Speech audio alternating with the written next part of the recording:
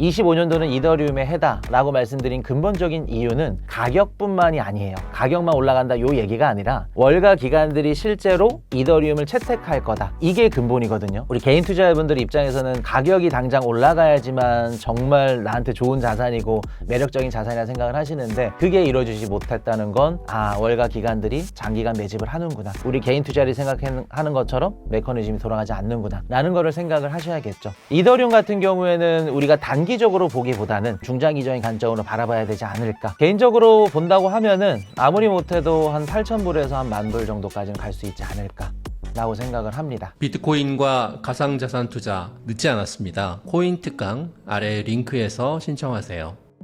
다음은 알트코인 관련 질문을 드릴 건데요. 최근 비트코인 약세장의 영향을 받아 알트코인도 약세장의 모습을 보였습니다. 최근 알트코인 시장의 흐름을 대표님께서는 어떻게 보고 계신가요? 사실 지금 당장 알트코인 상승을 좀 바랄 수 있는 상황은 아니고요. 이유들이 다양한데 지금 당장 비트코인이 힘을 못 쓰고 있잖아요. 힘을 못 쓰고 있고 비트코인 가격이 좀 올라가야 이제 알트코인들이 올라갈 수 있기 때문에 지금은 좀 힘을 못 쓰는 상황이다 라고 말씀을 드리고 싶고 10월 10일 날 이제 대규모 청산이 발생을 했을 때 그때 당시에 이제 개인 투자자들만 청산이 난 게 아니거든요.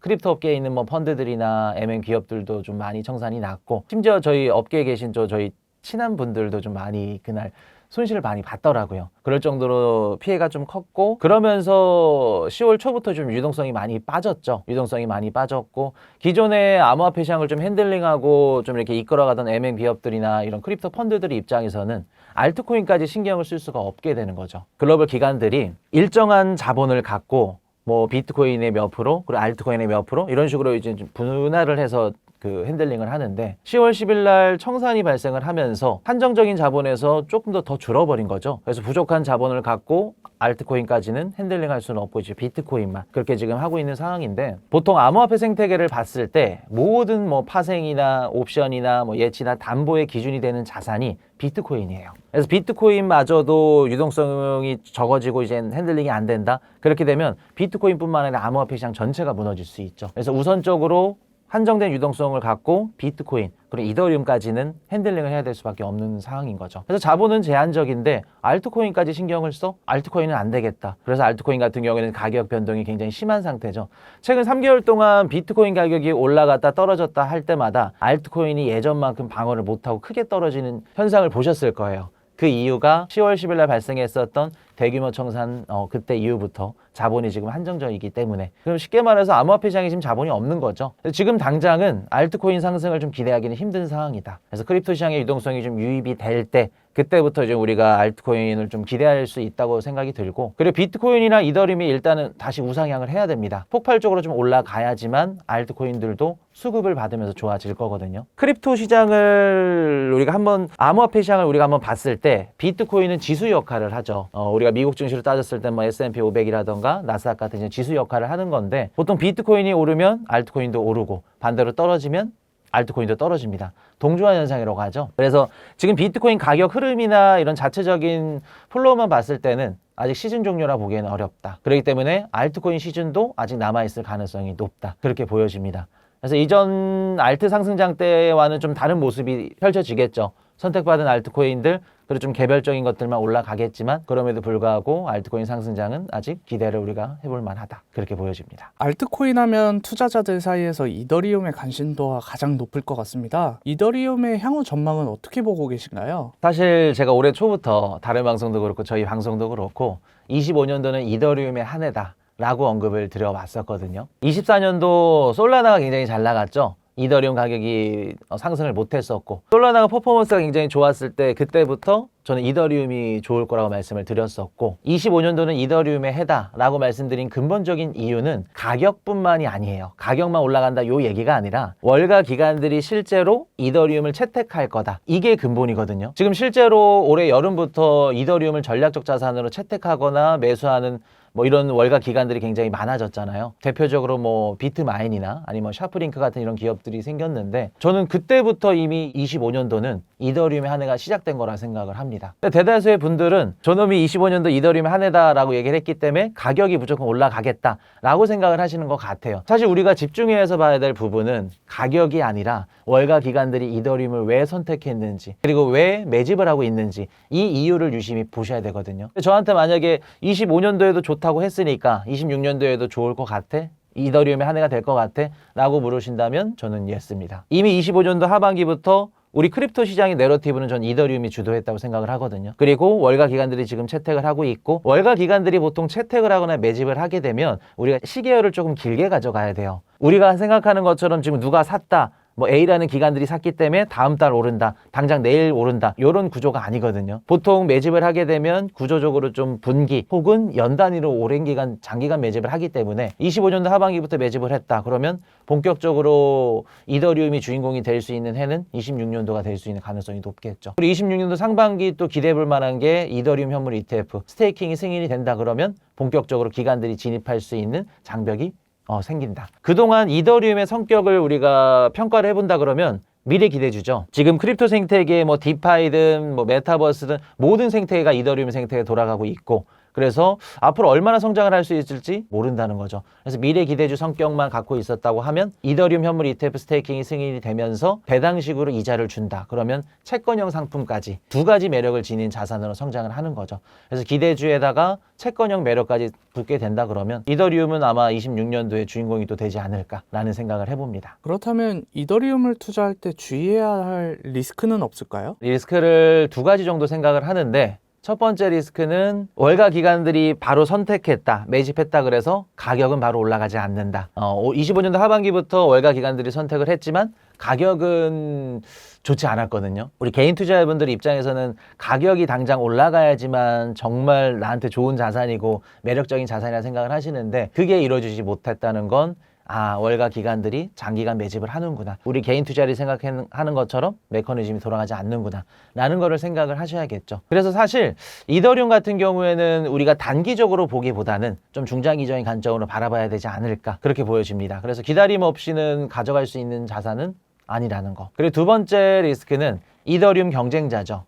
지금 이더리움 네트워크가 아까도 말씀을 드렸듯이 크립토 생태계의 모든 부분을 잠식하고 있습니다. 스테이블 코인, 디파이, NFT, 메타버스 모든 섹터를 다 가져가고 있거든요. 모든 섹터를 다 가져가고 있는데 앞으로 잠재적인 경쟁자들이 이 자리를 노릴 가능성이 매우 높다는 거죠. 이미 지금 월가의 레거시 금융권들은 이더리움이 돈을 얼마나 버는지 그리고 얼마나 돈이 되는 상품인지 네트워크인지 알고 있거든요. 그럼 얘네들이 가만히 있을까요? 가만히 있을 수 없겠죠. 그래서 26년도부터는 이더리움의 경쟁자들이 계속해서 생길 거예요. 뭐 지금 시점으로 봤을 때 뭐 솔라나 뭐 수위가 유일한 경쟁 네트워크가 되겠지만 26년도부터는 뭐 JP 모건이나 뱅크 오브 아메리카 혹은 뭐 모건 스탠이나 이런 월가의 기존 전통 금융권 이 세력들이 이더리움을 경쟁할 수 있는 네트워크를 만들 가능성이 높은 거죠. 그래서 이더리움은 영원하다. 메타버스 뭐 스테이블 코인 발행은 다 이더리움에서 한다. 이런 생각들은 영원히 버려야겠죠. 그래서 앞으로 이더리움에 대한 잠재적인 경쟁자들이 많이 생기는 게 가장 큰 리스크가 될 수 있겠죠. 26년 이더리움의 가격을 어떻게 전망하신지도 궁금합니다. 비트코인 가격에 이어서 이것도 욕을 먹을 수 있는 부분인데 개인적으로 본다고 하면은 아무리 못해도 한 8,000불에서 한 10,000불 정도까지는 갈 수 있지 않을까 라고 생각을 합니다. 근데 이것도 이제 당장 뭐 다음 달, 다다음 달 올라간다는 게 아니라 26년도 월가 기관들이 충분히 들어왔고 그리고 이더리움에 대한 포지션이 좀 명확하게 시장에서 알아줄 때 8,000불에서 10,000불 정도는 충분히 가능하지 않을까라는 생각을 해봅니다. 최근 솔라나 ETF 출시에도 지지부진한 모습을 보이며 많은 투자자들에게 실망감을 안겼는데요. 대표님께서 보셨을 때 향후 솔라나의 전망은 어떻게 보고 계신가요? 사실상 이더리움의 유일한 경쟁자는 지금 솔라나라고 보여지거든요. 작년까지만 하더라도 솔라나가 굉장히 잘 나갔죠. 솔라나가 오르면 이더리움이 빠지고 그런 식으로 좀 흐름이 그려졌었는데 지금은 반대로 이더리움이 올라가면 솔라나가 막 떨어지고 막 그러더라고요. 근데 본격적으로 상승장이 시작이 되면 전 이더리움이 올라가면 솔라나도 같이 올라간다고 봐요. 어떻게 보면 서로에게 영향을 줄 수 있을 만한 좀 영향력 있는 네트워크다 라고 보여지고, 최근에 알트코인 ETF 상품들이 좀 많이 출시가 됐죠. 뭐 도지코인이나 뭐 솔라나나 이런 현물 ETF 상품들이 출시가 됐는데, 솔라나만 성적이 좋지 않은 게 아니거든요. 뭐 도지나 다른 알트코인들도 뭐 XRP도 마찬가지고 성적이 좋지 못했어요. 그래서 이런 문제들은 솔라나만의 문제점이라고 보기에는 어렵고, 아까도 말씀을 드렸듯이 우리 암호화폐 시장에 내러티브가 없다. 내러티브가 있어야지만 기관들의 선택을 받을 수 있는데, 그 내러티브가 없기 때문에 기관들도 현물 ETF를 담지 않는다.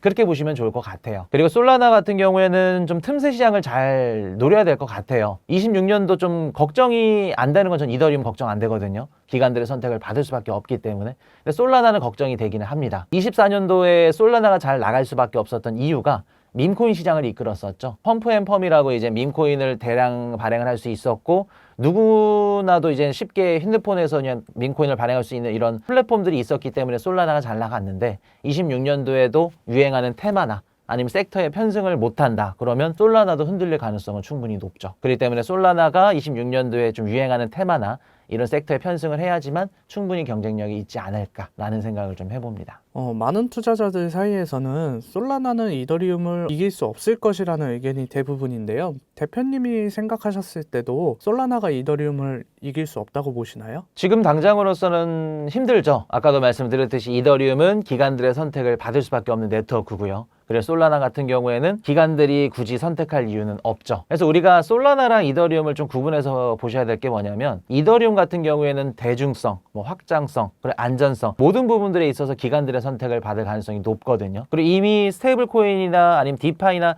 이러한 생태계들을 잠식하고 있기 때문에 기관들의 선택은 이더리움인 거죠. 근데 솔라나 같은 경우에는 이더리움에 비해서 기관 선택은 많이 부족한 상황이죠. 그래서 아까도 말씀을 드렸듯이 솔라나 같은 경우에는 펌프앤펌이라던가 아니면 민코인 발행이라던가 앞으로 이젠 좀 유망할 수 있는 뭐 예측 시장이라던가 이런 부분에 있어서 좀 두각을 나타내야지만 이더리움이랑 경쟁이 좀 되지 않을까라고 생각을 합니다. 지금 우리 암호화폐 시장의 가장 큰 바뀐 점, 변화된 점은 기관들이 들어왔다는 거예요. 이전에는 기관들이 없었고 지금은 기관들이 많이 들어왔고, 그러면 앞으로 우리가 알트코인을 볼 때 가장 명확하게 보셔야 될 기준점은 뭐냐면, 기관들이 그 알트코인을 선택할까? 투자를 할까? 네트워크를 쓸까? 이 부분이 되겠죠. 그럼에 있어서 이더리움은 괜찮을 가능성이 매우 높지만 솔라나는 아직 월가 기관들의 선택을 받기에는 역부족이라는 거죠. 모든 생태계들이 지금 이더리움 네트워크에 돌아가고 있기 때문에 굳이 솔라나를 선택한 이유는 없겠죠. 그리고 굳이 기관들이 새로운 선택을 한다? 이더리움이 아닌 다른 네트워크를 선택한다고 하면은 월가 은행들이 만들지 않을까요? 전통 금융권들이 만들어낸 이더리움의 경쟁자가 생기겠죠. 그렇게 된다고 했을 땐 이더리움, 그리고 이더리움의 새로운 경쟁자, 거기에다가 솔라나까지 같이 경쟁을 해야 되는 처지로 바뀌게 되는 거죠. 그렇게 되면 솔라나는 더욱더 설 자리가 없게 될 수도 있을 거고요. 솔라나가 살아남을 수 있는 방법은 소매, 개인 투자자들이 좋아할 수 있을 만한 플랫폼들이 계속해서 나와야 된다. 이런 부분들이 확실하게 이제 자리를 잡아야겠죠. 그렇다면 그 투자자들이 궁금해할 질문으로 알트코인 불장이 온다면 언제쯤 오고 투자자들은 어떻게 대비하고 있어야 될까요? 사실 알트코인 불장은 따로 정해져 있지 않거든요. 비트코인이랑 이더리움 가격이 충분히 상승을 했을 때, 그때 이제 본격적으로 알트코인들도 움직이기 때문에 그때가 본격적인 상승장이 시작되지 않을까라고 생각을 합니다. 외부에서 크립토 시장으로 자본이 유입이 될 때 최우선적으로 상승을 하는 자산이 이제 비트코인, 이더리움, 우량주거든요. 얘네들이 올라가서 얘네들이 몰려 있었던 자본들이 알트코인으로 분배되는 이런 흐름으로 보통 알트코인 상승장이 시작이 되기 때문에 26년도 상반기 기대볼 만하죠. 비트코인과 이더리움 가격이 폭발적으로 상반기에 상승을 한다. 그러면 우리가 갖고 있는 알트코인도 상승장 좀 기대해볼 만하지 않을까. 그래서 우리가 사실상 알트코인 상승장이 언제 옵니다, 언제 뭐 끝납니다, 이런 것들은 예상은 할 수는 있겠지만 정확하게 100% 맞출 수는 없어요. 대비를 하는 건 불가능한 거죠. 그래서 보통 저는 알트코인 투자를 스캠이라고도 얘기를 하거든요. 진짜 투자해보시면 아시겠지만 이유 없이 수백 프로 상승하고 폭락을 반복하는 자산입니다. 그래서 저점이라 생각되는 지점에서 계속해서 분할 매수를 통해서 자산을 보유하고 상승하는 시점이 올 때까지 기다리는 방식이 최선의 방법이 될 수도 있을 거고요. 또 다른 방법은 알트 상승장이 본격적으로 시작됐을 때 그때만 투자를 하는 거예요. 현금을 쥐고 있다가 알트 상승장에서 펌핑이 나올 것 같다. 그리고 뭐 순환매 장세가 지속이 된다. 그럼 그때 투자를 해서 수익을 거두고 나오는 방법인 거죠.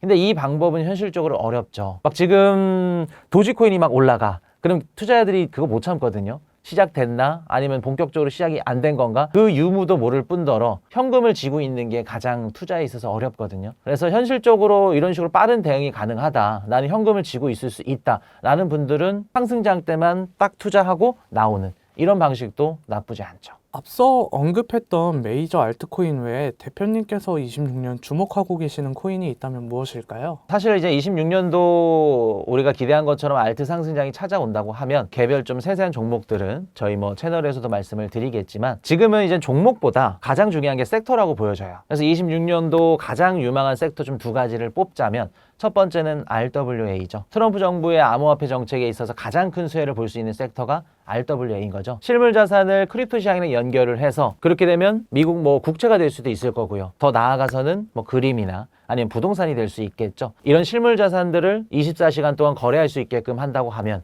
RWA 시장은 굉장히 많이 커질 수밖에 없겠죠. RWA 시장이랑 연결되는 가장 큰 섹터는 스테이블 코인 시장이 될 거고요. 그래서 RWA 관련된 코인들을 좀 유심히 보셔야 되고요. 두 번째는 예측 시장입니다. 아마도 폴리마켓이라고 한번 좀 들어보셨을 것 같은데, 폴리마켓이라는 게 이제 블록체인 기반의 탈중앙화 예측을 하는 시장 플랫폼이거든요. 보통 폴리마켓에서 이용하시는 분들은 뭐 선거 때나 아니면 금리가 올라간다, 아니면 동결된다, 이러한 것들. 그리고 암호화폐 가격이 얼마까지 올라가고 떨어질 거다. 혹은 뭐 스포츠 경기에서 누가 이긴다, 진다. 이런 대중문화 같은 이런 사건들을 미래 사건에 대해서 미리 베팅을 하는 게 이제 폴리마켓이거든요. 그래서 뭐 yes or no 형태의 토큰으로 이제 주식을 사고 팔면서 사실상 베팅을 하는 거죠. 스테이블 코인으로. 이러한 예측 시장이 저는 엄청나게 커질 거라고 봐요. 26년도를 한번 생각을 해보시면 월드컵이 있죠. 북중미 월드컵이 이제 6월부터 7월 달에 예정이 되어 있고 11월 달에는 중간 선거가 있습니다. 그리고 5월 달에는 뭐 연준 의장이 누구로 바뀌는지 이러한 다양한 뭐 정치적인 뭐 스포츠 관련해서 이런 이벤트들이 굉장히 많아요. 뭐 더 있다 그러면은 러우 종전이 언제 되는지, 뭐 외교 전쟁 이슈도 될 수 있을 것 같고요. 암호화폐 규제는 언제 풀리는지, 그리고 뭐 재정 정책을 통해서 언제 돈이 풀리는지 이런 부분들도 있기 때문에 26년도에는 결과를 맞춰야 되는 이벤트가 굉장히 많거든요. 그래서 지금 코인베이스도 칼시라고 이 플랫폼이랑 합작해서 준비 중에 있고, 아마 제 개인적으로는 26년도 예측 시장이 엄청나게 커지지 않을까. 그로 인해서 스테이블 코인 시장도 마찬가지고 거기에 파생적으로 발생되는 수혜지들이 발생하지 않을까 라는 생각을 해봅니다. 그렇다면 지금처럼 코인 시장이 많이 가라앉은 상황에 코인 투자자들은 진입하기 적절한 시기라고 판단할 수 있을까요? 보수적으로 접근하는 건 나쁘지 않을 것 같아요. 그리고 현 시점에서 내가 코인을 담는다 그러면 무조건 비트코인만, 알트코인 담으시면 안 됩니다. 내가 비트코인이 너무 싫어, 너무 비싸, 저렇게 뭐 1억 원이 넘는 걸 어떻게 얼마나 담겠어 라고 생각하시는 분들까지는 이더리움까지는 괜찮다고 봐요. 진짜 계속 양보를 해서 이더리움 너무 싫어, 너무 비싸라고 하면은 솔라나까지는 괜찮다고 봅니다. 근데 이제 솔라나는 위험성이 아까도 말씀을 드렸지만 있을 수 있겠죠. 26년도 퍼포먼스를 못 보여줄 가능성이 좀 있다고 봐요. 그래서 진짜 선택을 한다 그러면 비트코인, 이더리움까지는. 그럼 이제 이런 질문을 하실 수 있을 것 같아요. 왜 알트코인 투자는 지금 하면 안 되냐? 일단은 유동성이 없고 알트코인을 투자를 하면 언제까지 내가 상승을 기다려야 될지 몰라요. 그리고 얼마까지 떨어질지도 모르기 때문에 지금 당장은 알트코인이 상승을 하면서 퍼포먼스를 보여주기에는 굉장히 힘들거든요. 그리고 많은 분들이 지금 내가 물려있는 뭐 마이너스 70에서 90%까지 다양하게 계실 텐데 물려있는 알트코인에 물을 타는 분들이 계실 겁니다. 이런 분들은 절대 안 되죠. 기회비용부터 모든 시드까지 날릴 수 있거든요. 내가 만약에 선택한 알트코인이 회복장에 들어왔었을 때 회복을 못한다 그러면 그 코인은 죽은 코인이 되는 거예요. 그래서 지금 내가 코인을 담는다고 하면 최대한 비트코인 그리고 이더리움과 같은 우량주 위주로 담고, 그리고 본격적으로 상승장이 오면 비트코인이랑 이더리움이 먼저 오르거든요. 그럼 거기에서 차익분을 덜어내서 그 차익분을 갖고 여러분들이 물려있는 알트코인에 물을 타는 겁니다. 혹은 그때 당시에 좀 내러티브가 있는 알트코인에 투자를 하는 거죠. 그래서 지금 당장 내가 얼마 물려있고 얼마 회복을 해야 되고 얼마 벌어야 되고 수익률에 집중할 때가 아닙니다. 지금은 암호화폐 시장이 어떤 식으로 어떻게 구조적으로 상승을 하는지, 비트코인이 먼저 상승을 하고 알트코인이 상승하는 이런 구조적인 부분에 초점을 맞추셔야 되거든요. 그래서 지금 당장은 무조건 돈이 있더라도 알트코인은 눈 딱 감고 비트코인이랑 이더리움만 담으시는 게 가장 좋죠. 그럼에도 25년 불장을 기대하셨던 투자자들이 현재는 많이 물려있는 상황인데요. 이런 투자자분들에게 어떻게 대응해야 할지 조언 한 말씀 부탁드립니다. 저도 개인적으로 25년도 상승장을 예상을 했거든요. 근데 빗나갔죠. 빗나가고 이제 26년도로 이제